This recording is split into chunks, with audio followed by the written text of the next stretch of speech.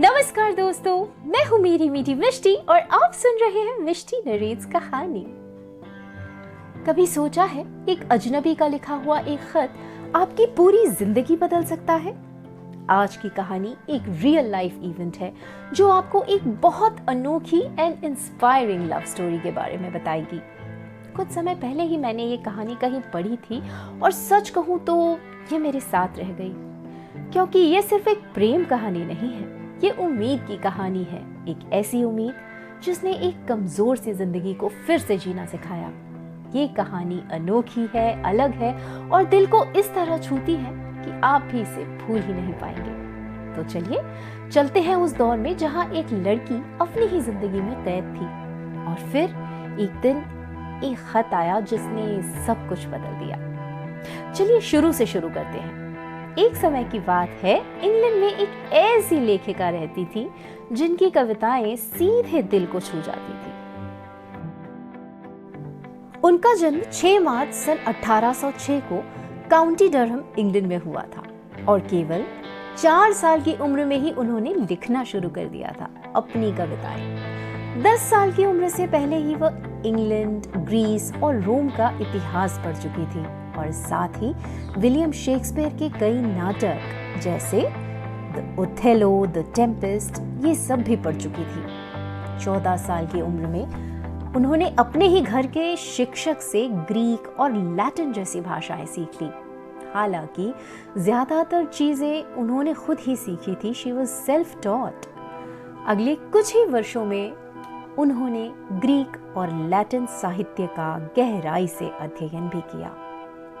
यहाँ तक कि उन्होंने हिब्रू जैसी कठिन भाषा भी सीख ली ताकि ओल्ड टेस्टामेंट को शुरू से अंत तक पढ़ सके। जिस उम्र में बच्चे कहानियां सुनते हैं ना, वो इतिहास लिख रही थी। केवल 15 साल की उम्र में उन्होंने द बैटल ऑफ मैराथन जैसी लंबी और गंभीर कविता लिख डाली थी। एक ऐसी रचना जो किसी बच्चे की नहीं, एक परिपक्व लेखक की लगती थी। वो सिर्फ लिख नहीं रही थी, वो अपने शब्दों में इतिहास को जी रही थी और इतिहास रच रही थी। और तभी साफ हो गया था कि ये कहानी साधारण नहीं होने वाली। युवा लेखिका के माता पिता की संपत्ति मुख्य रूप से ब्रिटिश वेस्ट इंडीज में स्थित दास आधारित बागानों के स्वामित्व से आती थी, जिसे अगर हम चलती भाषा में कहें तो स्लेवरी प्लांटेशंस। स्लेव्स या दासों को एशिया, अफ्रीका के अलग अलग जगहों से ले जाकर प्लांटेशंस के बागानों में काम करवाया जाता था। युवती ने अपने परिवार की संपत्ति जिस गुलामी पर आधारित थी उसका कड़ा विरोध किया, क्योंकि इनकी लेखनी प्रभावित थी Voltaire and Jean Jacques Rousseau जैसे विचारकों के कार्यों से। आगे चलकर ये राइटर्स मानव अधिकारों के प्रति इन युवा लेखिका की गहरी सोच का आधार बने और अपने इन विचारों को इन लेखिका ने अपनी कविताओं और पत्रों में खुलकर व्यक्त किया। इसी वजह से इनकी कविताओं में स्लेवरी और चाइल्ड लेबर का जमकर विरोध दिखता है। इसके अलावा जीवन के अन्य गहरे पहलू जैसे प्रेम को भी बेहद खूबसूरती से इन्होंने अपनी रचनाओं में व्यक्त किया। इनके शब्दों में इतना दर्द था कि पढ़ने वाला खुद को उनमें देख लेता था। लेकिन जीवन को इतने अलग अलग पहलू से देखने वाली पोएटिस की लाइफ क्या खुद इतनी आसान थी? करीब 15 साल की उम्र में इस युवती को सिर और रीढ़ में तेज दर्द उठा, जो परेशानी इन्हें पूरी उम्र परेशान करता रहा। बाद में इन्हें फेफड़ों की भी एक गंभीर बीमारी हो गई। कई सालों तक वे लंदन के विम्पोल स्ट्रीट स्थित अपने घर के एक अंधेरे कमरे में ही सीमित रही। इसी दौरान वे लगातार लिखती रहीं, दर्द कम करने के लिए दवाइयां भी लेती थी और खूब चुनिंदा लोगों से ही मिलती थी। इनका एक पालतू डॉग था जिसका नाम था फ्लश। वो इन्हें अति प्रिय था क्योंकि वो इनकी फेवरेट फ्रेंड ने उन्हें गिफ्ट किया था और इन दिनों फ्लश उनका सबसे करीबी साथी बन गया। जहां वो अपनी लेखनी से इतने सारे लोगों के जीवन में रंग भरती थी, उनका खुद का जीवन बड़ा बेरंग था।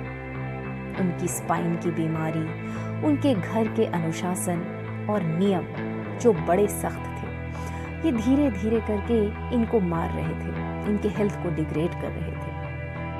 इन्हें घर से बाहर जाना मना था, ज्यादा लोगों से मिलना जुलना भी मना था। अपने कमजोर सेहत और कठिन पारिवारिक परिस्थितियों के बावजूद साल 1844 में अपने इसी कमरे से उन्होंने पोएम्स नाम की एक पुस्तिका को प्रकाशित की, जिसमें उन्होंने अंग्रेजी भाषा के सबसे प्रशंसित प्रिय जीवित कवित्रियों में शामिल कर दिया और उनकी कोशिशों पे कुदरत की नजर पड़ी।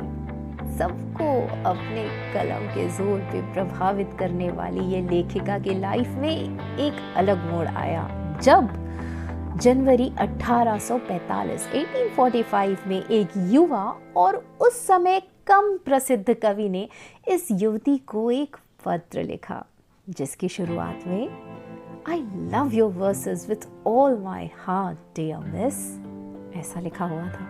मुझे आपकी लिखे हुए सारी वर्सेस से मोहब्बत है, सारी लेखनी से मोहब्बत है। शुरुआत में तो उन्होंने इसे हल्के में लिया, लेकिन जिस तरह एक फैन को जवाब दिया करते हैं उसी तरह जवाब दिया। प्रत्युत्तर में फिर एक खत आया और फिर दूसरा, और ये सिलसिला बढ़ता ही गया। यहीं से शुरू हुई साहित्य की सबसे प्रसिद्ध प्रेम कहानियों में से एक, जो करीब 20 महीने में दोनों के बीच 574 सीक्रेट लेटर्स का आदान प्रदान हुआ। गुप्त पत्रों का क्यों? क्योंकि युवती के पिता बहुत सख्त थे। उन्होंने अपने किसी भी बच्चे को विवाह करने की अनुमति नहीं दी थी। युवा कवि कवित्री से उम्र में बहुत छोटे थे, लेकिन उनका स्नेह बहुत गहरा और अपार था और धीरे धीरे ये रिश्ता दिल तक पहुंच गया। लेकिन डर तो अब भी था, कवित्री की बीमारी का, इनके स्ट्रिक्ट परिवार का। पर पहली बार इस युवा कवित्री ने अपनी जिंदगी खुद चुनी। हालांकि ये आसान नहीं था, फिर भी 12 सितंबर 1846 को इस प्रेमी जोड़े ने लंदन के एक चर्च में निजी समारोह में विवाह कर लिया। कुछ दिन शादी को सीक्रेट रखने के बाद जब उनके परिवार और पिता को मालूम पड़ा तो वो बहुत क्रोधित हुए अपनी बिटिया पर और आहत भी हुए। युवती को अपना परिवार छोड़ना पड़ा और अपने पिता की संपत्ति से वो बेदखल भी कर दी गई। इसके बाद ये युवा दंपत्ति यूरोप चले गए। उनके पिता इतने आहत हुए कि कभी अपनी बेटी से बात नहीं की और उनकी चिट्ठियों को बिना खोले ही वापस कर दिया अपनी मृत्यु तक। लेकिन इधर युवती अपने पति के प्रेम से, उनकी जो खराब सेहत थी, बिगड़ी हुई सेहत थी, वो सुधरने लगी और 1849 में उन्होंने एक बच्चे को भी जन्म दिया। अपने बेटे का नाम प्यार से उन दोनों ने पेन रखा। जहां वो शारीरिक तौर पे कमजोर थी, अब वो बेहतर होने लगी थी। कहा जाता है कि उनको डॉक्टर्स ने बताया था कि वो ज्यादा समय तक जीवित नहीं रह पाएंगी, लेकिन अपने लविंग हस्बैंड के साथ, उनके प्यार के साथ उन्होंने लगभग 15 साल और जी लिए और उनकी जिंदगी जो कभी खाली पहरों के बीच और बिना होप की थी, अब पूरी लगने लगी थी। कुछ प्यार शोर से नहीं होते हैं ना, वो खामोश चिट्ठियों से शुरू होते हैं और फिर जिंदगी ही बदल देते हैं। क्या आपने अब तक गेस कर लिया है मैं किन की बात कर रही हूँ? जी, वो है विक्टोरियन एरा की सबसे चहीती ब्रिटिश कवित्री एलिजाबेथ बैरेट ब्राउनिंग और उनके हस्बैंड, वेरी लविंग हस्बैंड, जो उनके सबसे बड़े एडमायरर भी थे, Robert browning. Robert Victorian era में फेमस हुए अपने प्लेराइट एंड ड्रामेटिक मोनोलॉग्स की वजह से, जिसे हिंदी में हम एकल संवाद वाली कविताएं भी कहते हैं। वे अपनी रचनाओं में व्यंग, गहरी पात्र चित्रण, हल्का डार्क ह्यूमर और सामाजिक मुद्दों पर टिप्पणी, ऐतिहासिक पृष्ठभूमि और थोड़ी कठिन भाषा के लिए जाने जाते हैं। उनके प्रेम की कहानी को एलिजाबेथ ने अपनी कविताओं में भी संजोया है, जिसे बाद में सोनेट्स फ्रॉम पोर्टुगीज नाम से भी प्रकाशित किया गया। 1850 में रॉबर्ट ब्राउनिंग के आग्रह पर एलिजाबेथ ने इसे संजोया। इसी संग्रह में उनकी प्रसिद्ध पंक्ति है, हाउ डू आई लव थी, let me count the ways. Elizabeth एक असाधारण महिला थी। अपने जीवन काल में उन्हें उनके पति रॉबर्ट ब्राउनिंग से भी अधिक सम्मान मिला। यहाँ तक कि 1850 में उन्हें विलियम वर्ड्सवर्थ के बाद पोएट लॉरिएट बनने की संभावित दावेदार भी माना गया था। एलिजाबेथ चाहती थी कि उन्हें सिर्फ प्रेम के लिए सराहा जाए, ना ही उनके रूप के लिए। उनके लिए ये बहुत महत्वपूर्ण था कि उनका प्रेमी उनको उन गुणों के लिए चाहे जो स्थायी हो, जो समय के साथ बदले नहीं, जो सिर्फ आज तक सीमित न हो बल्कि अनंत काल तक साथ निभाए। वह ऐसा प्रेम चाहती थी और निस्संदेह उन्हें ऐसा प्रेम मिला, तभी तो आज भी इतने वर्षों बाद हम उनकी कहानी दोहरा रहे हैं। सो उम्मीद इंसान की सबसे बड़ी ताकतों में से एक है। यह वह रोशनी है जो मुश्किल समय में भी रास्ता दिखाती है। जब सब कुछ धुंधला लगता है, तब उम्मीद हमें गिरने से बचाती है और आगे बढ़ने का हौसला देती है। जीवन में उम्मीद बनाए रखने के लिए जरूरी है हम छोटे छोटे सकारात्मक कदमों पर ध्यान दें, अपने आप से ईमानदारी से बात करें और हर दिन में एक छोटी सी वजह ढूंढें जो हमें मुस्कुराने पर मजबूर करे। सही लोगों का साथ, अपने लक्ष्य को याद और खुद पर विश्वास, ये सब मिलकर उम्मीद को जिंदा रखते हैं। क्योंकि कई बार हालात नहीं बदलते, पर हमारी उम्मीद उन्हें देखने का नजरिया बदल देती है।